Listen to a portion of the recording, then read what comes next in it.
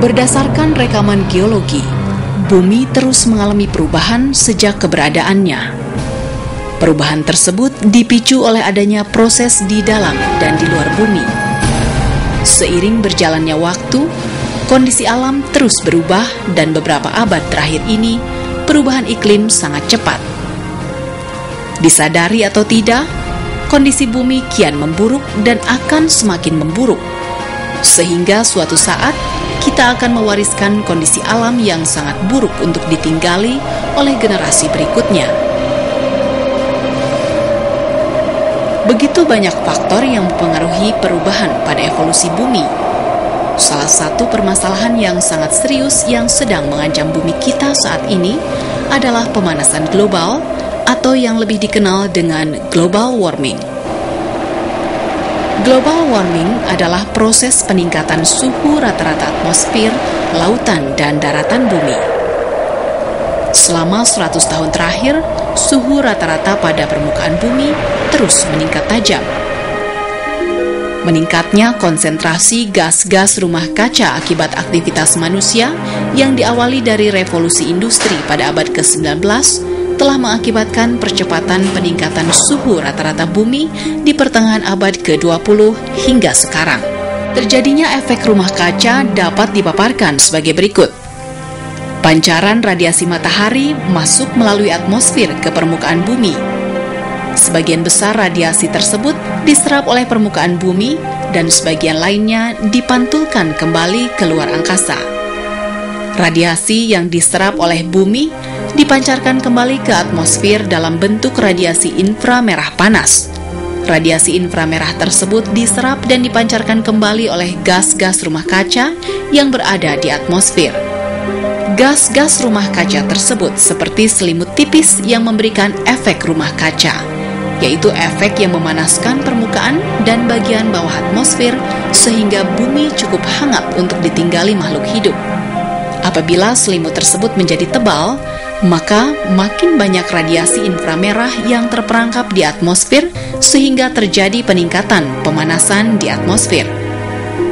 Gas-gas rumah kaca antara lain berupa uap air, karbon dioksida, metana, nitrogen oksida, dan lain-lain. Meningkatnya aktivitas manusia yang mengeluarkan gas rumah kaca dan seiring dengan bertambahnya jumlah penduduk di seluruh dunia menyebabkan percepatan peningkatan jumlah gas rumah kaca di atmosfer.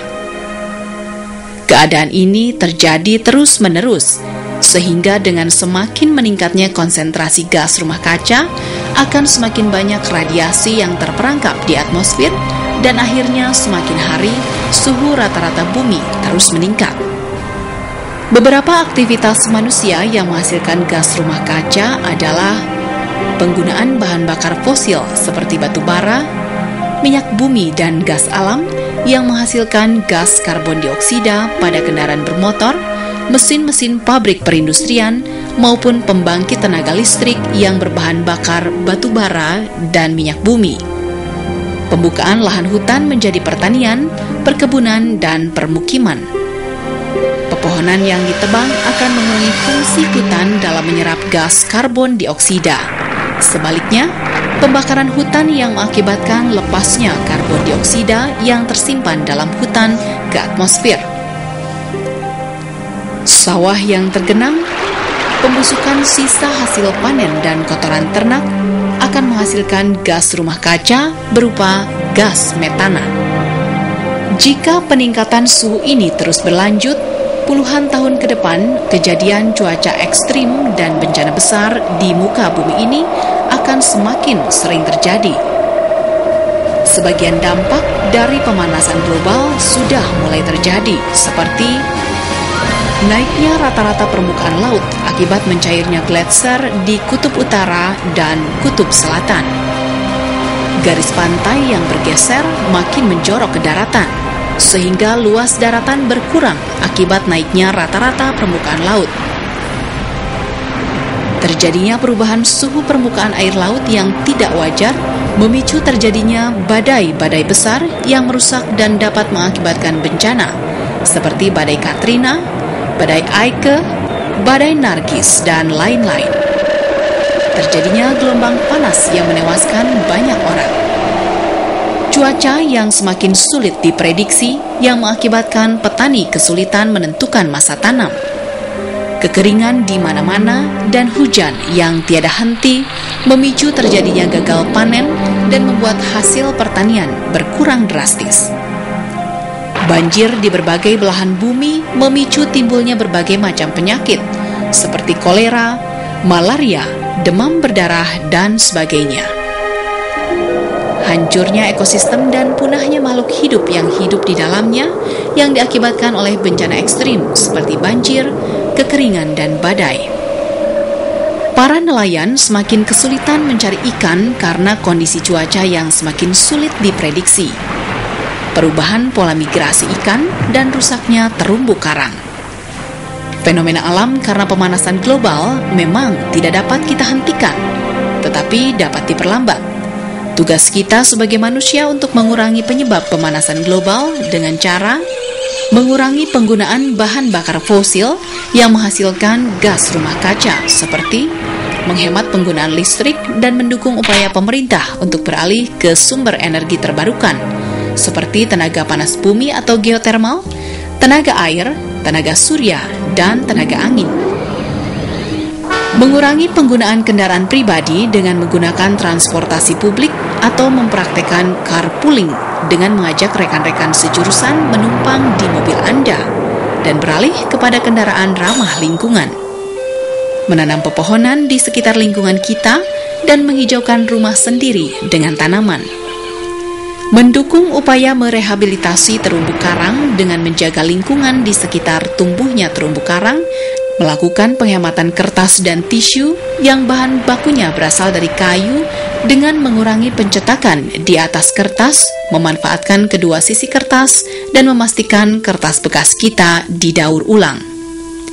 Kurangi penggunaan kantong plastik dengan selalu membawa tas belanja sendiri. Di samping menjaga kondisi alam, manusia juga harus mampu beradaptasi dengan kondisi lingkungan yang berubah akibat perubahan iklim agar bisa bertahan hidup dari dampak perubahan iklim yang terjadi. Proses adaptasi ini sudah mulai dilakukan oleh beberapa negara di dunia seperti Inggris yang memperkokoh tembok pengendali banjir di Sungai Thames. Pertengahan tahun 2010, banjir besar melanda Singapura sehingga pemerintah Singapura memperlebar dan memperdalam saluran airnya, juga membangun bendungan di daerah yang rentan banjir. Thailand meninggikan bangunan-bangunannya agar terlindungi dari kenaikan air laut. Garis pantai di Bangkok dan Teluk Thailand telah mengalami perubahan ekstrim di pesisirnya akibat kenaikan permukaan laut. Bangladesh mulai beradaptasi dengan membangun rumah panggung dan membuat lahan terapung untuk bercocok tanam. Dan di Indonesia telah dilakukan proses adaptasi dengan membangun dan merevitalisasi kanal-kanal pengendali banjir di Jakarta untuk mengurangi resiko banjir yang semakin sering terjadi. Selain itu, pemerintah melakukan peningkatan kemampuan petani agar dapat memanfaatkan perakiraan cuaca yang dikeluarkan oleh BMKG untuk dapat menentukan musim tanam. Penyediaan bibit tanaman yang tahan terhadap berbagai cuaca, perbaikan terumbu karang, dan penanaman bibit bakau untuk memperkuat garis pantai juga merupakan beberapa usaha yang telah dilakukan oleh pemerintah dan masyarakat Indonesia. Demikianlah berbagai upaya adaptasi yang telah dilakukan oleh beberapa negara di berbagai belahan dunia. Upaya adaptasi tersebut tidak cukup jika tidak diikuti dengan upaya bersama menghentikan penyebab pemanasan global. Jika tidak ada usaha untuk menghambat pemanasan global, dalam 100 tahun ke depan, diproyeksikan beberapa daerah tidak akan lagi bisa menjadi area pemukiman. Mari mulai dari diri sendiri untuk melakukan langkah nyata memperlambat laju pemanasan global di muka bumi. Telah tampak kerusakan di darat, di laut disebabkan karena perubahan tangan manusia, supaya Allah merasakan kepada mereka sebagian dari akibat perbuatan mereka, agar mereka kembali ke jalan yang benar.